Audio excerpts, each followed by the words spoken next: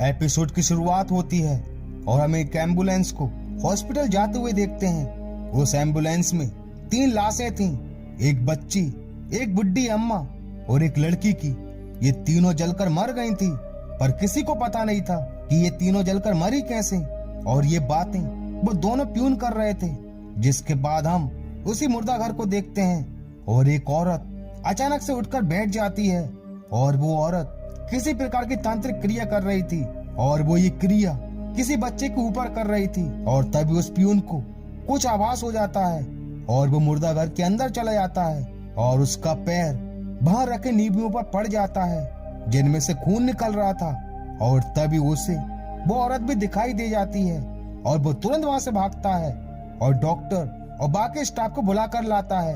जहाँ डॉक्टर कहता है कि रिया, तुम पागल हो गई हो क्या, और ये सब क्या है। जहाँ रिया बताती है कि मैं रोहन को बुला रही थी, मुझे उससे माफी मांगनी है और वो मिलने वाला था मुझसे, पर ये बीच में आ गया। जहाँ डॉक्टर कहता है कि रिया, रोहन अब मर चुका है और वो वापस नहीं आने वाला, संभालो अपने आप को।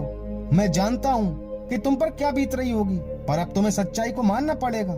वहीं रिया अपने बेटे की मौत के कारण काफी टूट चुकी थी और हरदम उसे याद कर रही थी।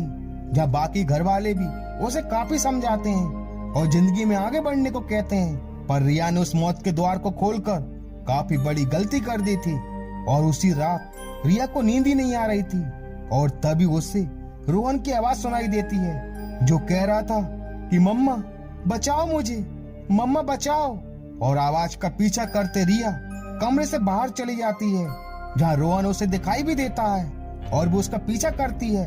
और तभी रिया को 3 भयानक आत्माएं दिखाई देती हैं और उसकी चीख निकल जाती है। उसकी आवाज सुनकर उसकी बहन दिया उसके पास आ जाती है, पर वो उसे कुछ नहीं बताती। पर अब रिया की फैमिली के साथ जो भी घटने वाला था वो कल्पना से भी परे था।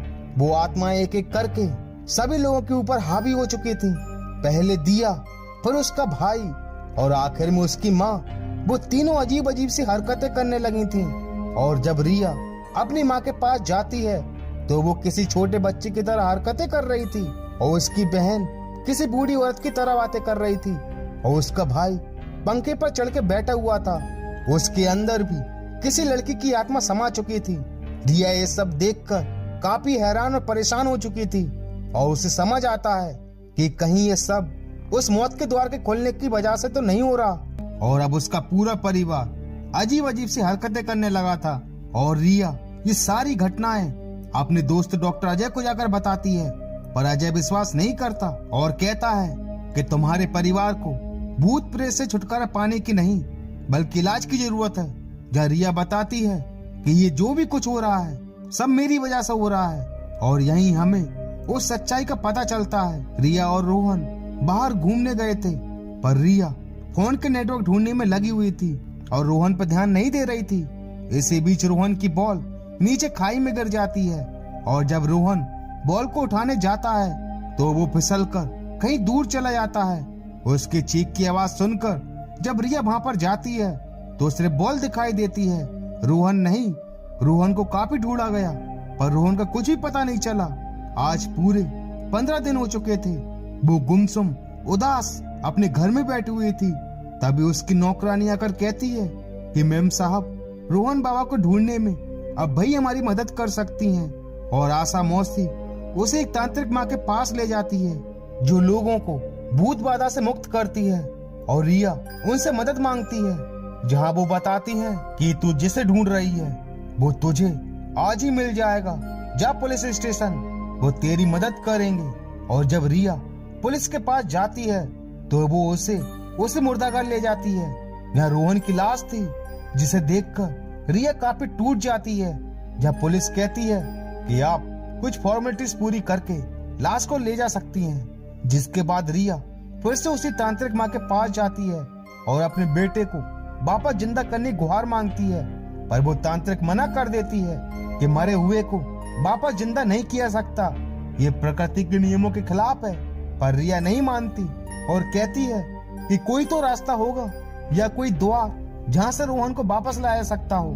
जब तांत्रिक माँ कहती है कि यह असंभव है और अगर ऐसा किया तो अनर्थ हो जाएगा, पर रिया की जिद के कारण वो उसे उस द्वार को खोलने का रास्ता बता देती हैं, पर विधि करने में कोई चूक ना हो इसकी चेतावनी भी देती हैं और कहती हैं कि इससे तुम्हारा बेटा जिंदा तो नहीं होगा, पर तुम उससे एक बार मिल जरूर सकती हो, जिसके बाद उसकी आत्मा को मुक्ति मिल जाएगी। और रिया ने ऐसा ही किया।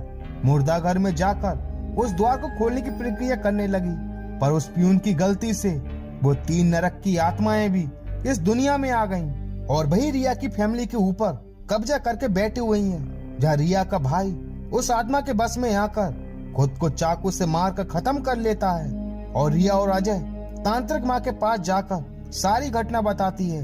जब तांत्रिक माँ कहती है कि मूर्ख लड़की, तूने अनर्थ कर दिया, वो नरक की आत्माएं तेरे परिवार को भी नहीं छोड़ेंगी, हमें जल्द से जल्द उन्हें बचाना होगा।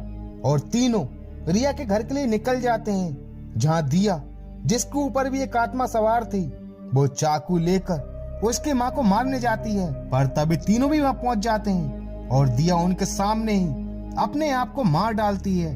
2 मौतें हो चुकी थीं।